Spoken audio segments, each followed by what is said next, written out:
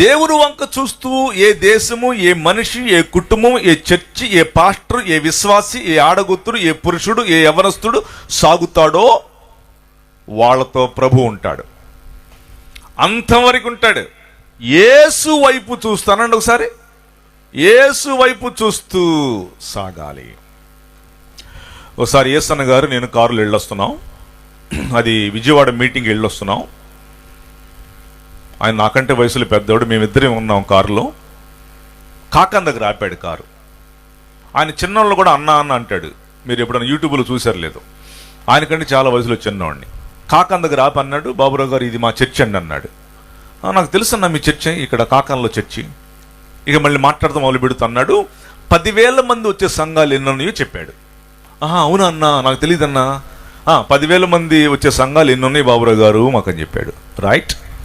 మాట్లాడుతూ అన్నాడు, నేను భయంకరమైన జబ్బుతో నెల్లూరు నుంచి వచ్చి ఇదిగో ఈ గుంటూరు దగ్గర లేమల్లె అనే ఊరిలో మిట్ట మధ్యాహ్నం మే నెలలో 3 రాళ్ళు పెట్టుకొని 3 కర్ర పొలలు పెట్టుకొని గంజి కాసుకొని తాగానన్నాడు.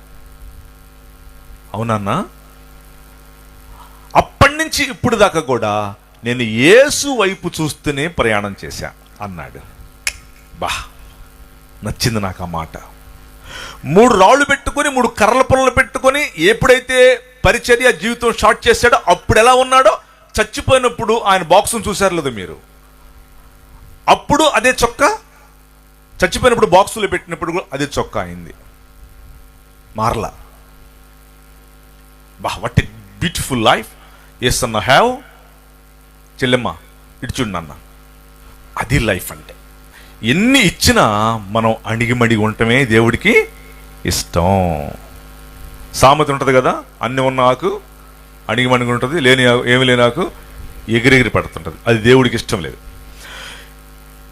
దేవుడు ఇచ్చినప్పుడు పొంగిపోకూడదు, ఏమి లేనప్పుడు కుంగిపోకూడదు. ఇప్పుడు పాయింట్ ఏంటంటే, నేను మాట్లాడే సబ్జెక్ట్ పాయింట్ ఏంటంటే, యేసు వైపు చూస్తూ ప్రయాణం చేయాల.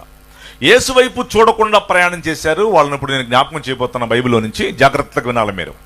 యేసు వైపు చూస్తూ ప్రయాణం చేసిన వాళ్ళు ఎలా దీవించబడ్డారో, యేసు వైపు చూడకుండా ప్రయాణం చేసిన వాళ్ళు ఎలా నష్టపోయారో మీకు ఎగ్జాంపుల్ చెప్పి మీకు ఒక చక్కటి వాక్యాన్ని చెప్తా, జాగ్రత్తగా వినాల.